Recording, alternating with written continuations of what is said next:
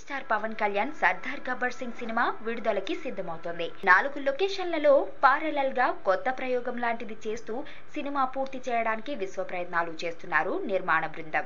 పవన్ కళ్యాణ్ బాబీలకి ఈ పారలల్ షూటింగ్ల మీద full clarity ఉండడంతో దాదాపు టాకీ పూర్తి అవొచ్చింది అని వినికిడి.